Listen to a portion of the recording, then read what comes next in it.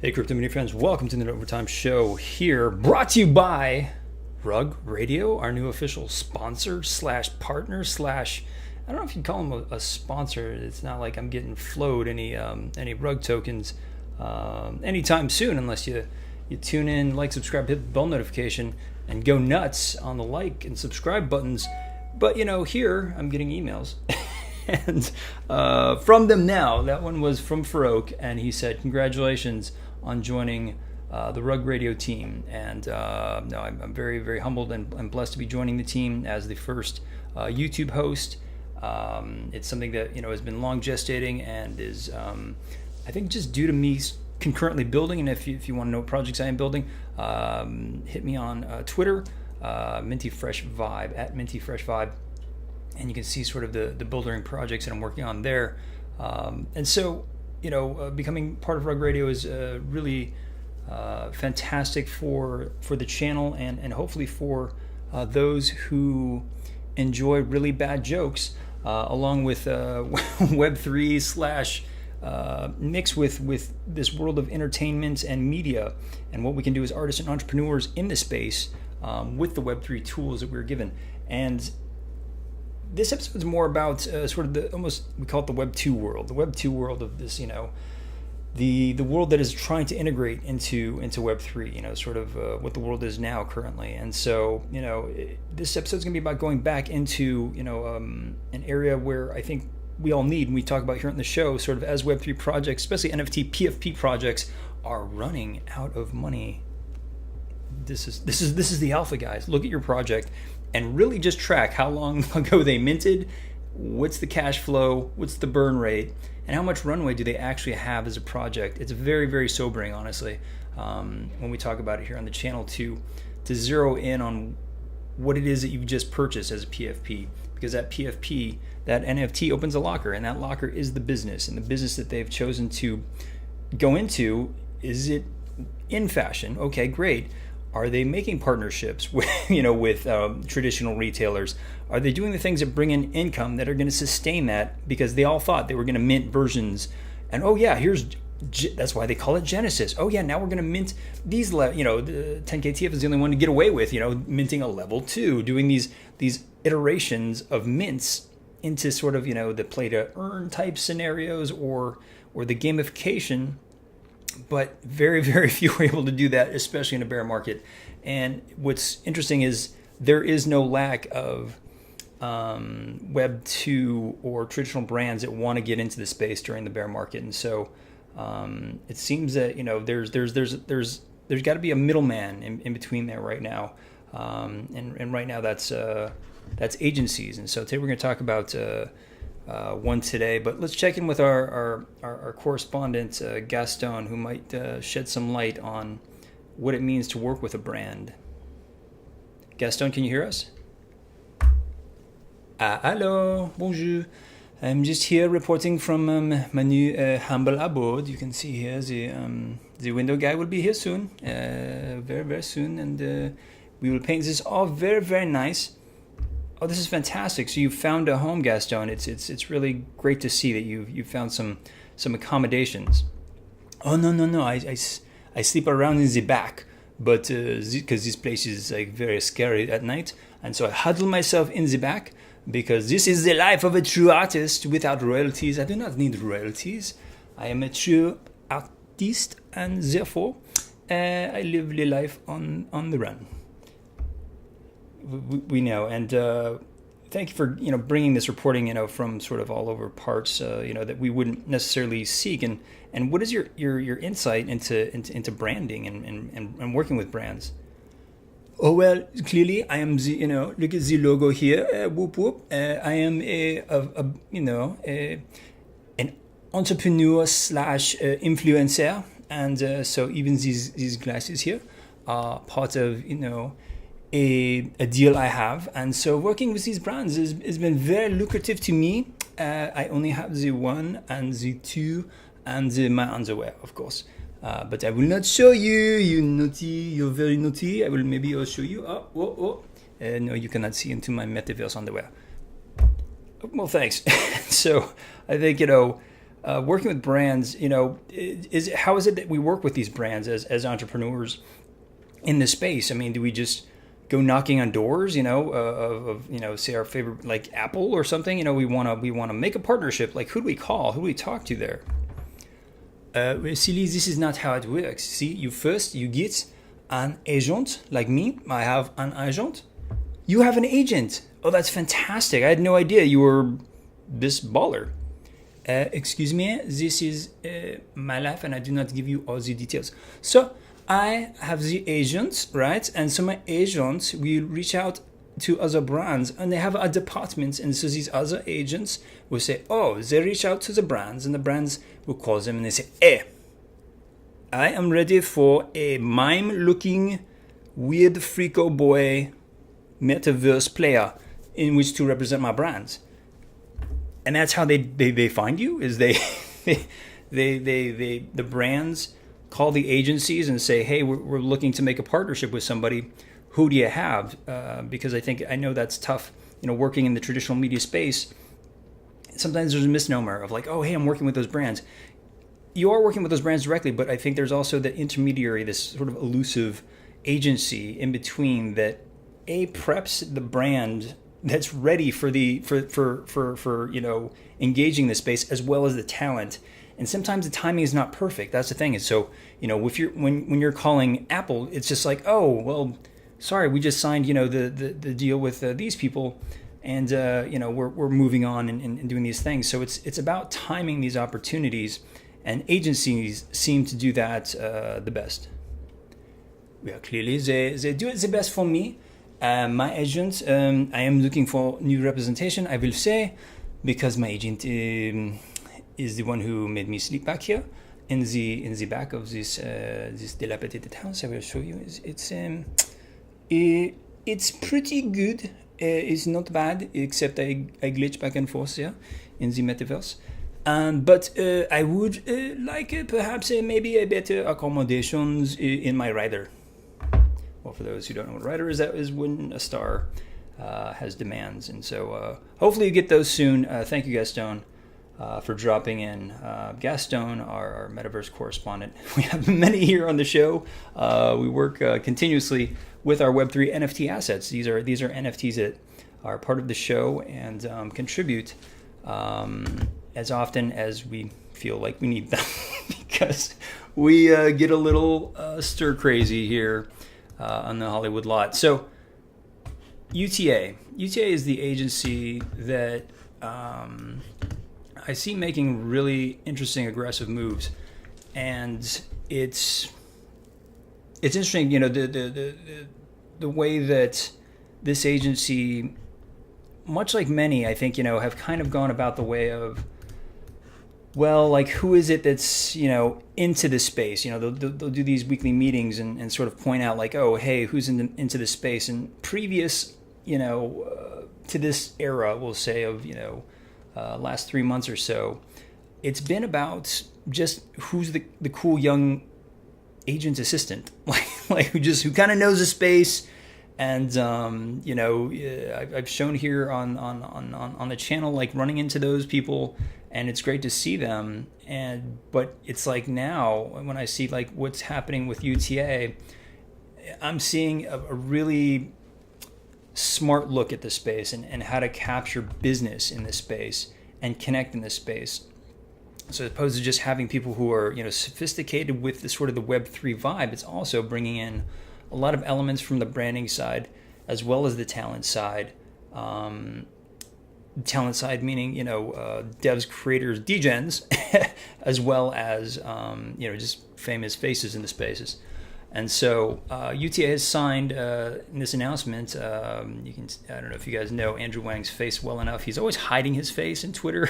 He's usually held behind a cool cat until a couple months ago when he famously departed for reasons that seemed personal. And, you can check his Twitter to find out why.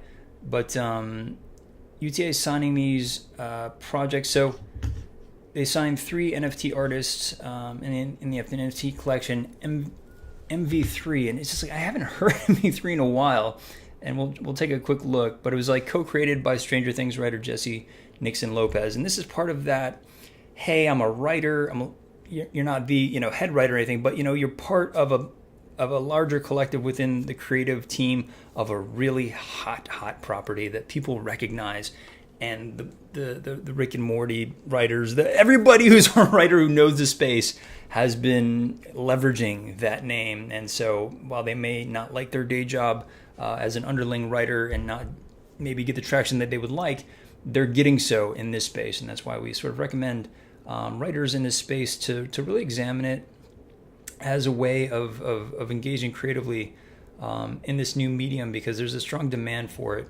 And so here you have them signing MV3. So in it you have also visual artist Emily LaRussa, Vinny Hager, and of course here Andrew Wang. So, but they also picked up this collection, and I thought it was interesting. It was like, it's a collection that's been around for a minute. I mean, I feel like we didn't cover it here because I don't know, I looked at the collection and I didn't really feel that it was, I mean, I remember it. I remember it being very almost marionette, and I kind of wanted to see like Trey Parker like voice one of these, like the South Park guys when they did their Team America. It had that feel, but for me it was a bit sort of a little dead in the eyes, and then similar. And so I didn't end up covering it here on the channel. But no FUD, again, like I just, I go off of reactions based upon, especially at that time, the art and the marketability, for future media. And when you have an announcement like a UTA signing, a major agency, a top four now these days, let's say like there's, 6 or 7 really strong ones. No FUD on the agencies. And so the idea that it's, a hot property, is somewhere in this neighborhood of launch, right? And then like it settles and oh, hey, maybe there's some good news there. But the timing of this article comes about 3 weeks ago now. And so it was just kind of like, oh, hey, that's going to be something. And so there's a huge burst in sales. And then this right here is called the exit liquidity pocket, sadly. But that's the thing is like, when you sign with an agency, it gives you that, oh, hey, this could be a television show. This could be, a broader media, but it's still indeterminable, and there still hasn't been a success to where that benefits holders. And I think that's always the misnomer here, that like, oh, this could be, something. I think that people who have made like Robotos, who've made deals with, very, very savvy Time magazine and Time, slash, I mean, there's like a conglomerate with Key's company. They have that opportunity. I think they're the ones that have that chance to sort of blossom from a Web3 originating property that also has that sort of that reach, into other quadrants, if you will, into other media. It's a very, very tricky thing. I mean, we cover it all the time here on the channel, watching really big, well-known, speaking of Rick and Morty, names. I won't hit any FUD because it was just kind of a disaster. But Crapopolis, when it hit from this $100 million Fox fund meant to explore blockchain, meant to expand these brands into Web3, it was a bit, I don't want to say disastrous, but it didn't play well. It wasn't well received, we'll say. That could change as the series. I think the series is going to be really fantastic. It's just got so many great, talented people behind it. It's going to do well as a show, and maybe those who have collected early on might have an opportunity. Go check out that. Zero financial advice here ever, because if you're taking financial advice, you might end up like our homeless correspondent Gaston. So it has a sort of a blip to it, but that's not the focus here today. We're talking about what the agency does, and so what the agency can do for them is connect them to that broader media, and also within the space, because it seems like the MV3 collection comes from a digital publication that provides readers updates on NFT news. Hey, much like this one, across various social media platforms. My gosh, and so that's the sort of the missing arm, I think, as well for projects. I think projects moving forward, they need a voice in media. They need a voice in this space in Web3, and so I'm happy to do it. And you can see on Twitter, the ones that I do it for, but it's becoming so necessary just to even articulate what's going on with these, especially like some that have really complicated storylines, some that have really, really complicated technology behind them. They just need a platform in which to sort of talk about these things and these ideas. And there's some really, really good ones that deserve this type of attention, but they need a voice behind it. So if you're starting a company, make sure that you're partnering with a media partner in which to help you in this marketing, because it's sad to see so many collections, really experience, this.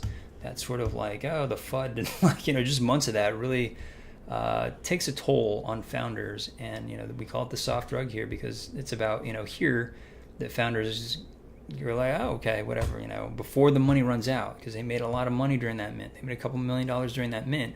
And they're like, we need to get out while we still got 1 million left, or so they pull the soft rug because it's not looking like it's going to pan out for them because the FUD is really, really tough and hard. It's very, very hard to wade through, and takes a real support group to get through that. People you met on Clubhouse are not going to be there for you. So just like the emergence of YouTube, and I like the cut of Leslie Silverman's jib. Just like the emergence of YouTube as a new platform many years ago, we see the emergence of NFTs specifically, but also more broadly Web3 as an area that will spawn a whole new group of important creators. So Leslie is the head of UTA's Web3 division, and so while they have fallen, NFT sales that we all know has fallen, we're in a bear. But Silverman says she sees this as a time to build. I have not seen a slowdown in the number of traditional or Web2 brands looking to enter the space. The brands are smart and wise. They're going to see this as an adjustment in the market, as an opportunity to catch up and get up to speed. And so that's what I'm seeing sort of from that Web2 perspective on how my neighbor's phone, who's a big time writer, is going off. And so this idea of brands prepping to get into the space is real. It's in every conversation I'm having at every agency, and that's with the Hollywood agencies as well as the commercial agencies and the ad agencies. So to meet that demand, UTA has also added 3 new agents to the Web3 team. Caroline Hooven, a former senior brand project manager at Thrive. This is a really, really nice move, because this isn't about talent. Web3 is about so many different parts. It's tech, it's talent, it's degen, it's artists. It's like so many things, and to have a full-rounded team, which it looks like they're building here, is really, really smart. Erlan Nasionov, I'm sorry if I'm killing that. Please give me a call. I'll get your name right. Formerly a startup business development associate at Amazon AWS, who we're trying to disrupt here on the channel, and an analyst at Evercore. And Griffin Lasker, co-founder of Internet Friends DAO and a former staffer at UTA's Entertainment, Culture, Marketing, and Venture divisions, sounding like, it was just somebody who was hustling in that division, and just, happened to also, be doing what we're doing here today. Side hustling here in the space, working hard to try and understand the tools, forming DAOs, forming projects. So you guys are early, and I thank you for joining me. I'll link this Hollywood Reporter article down in the description. But I think Silverman just really has a really strong fundamental understanding. We're seeing an uptick in deal flow for access to these crypto native creators, and I think a lot of the reason for that is an interest in entering into the space authentically. So if a brand is looking to enter, they're looking to partner with a creator that's native to the space.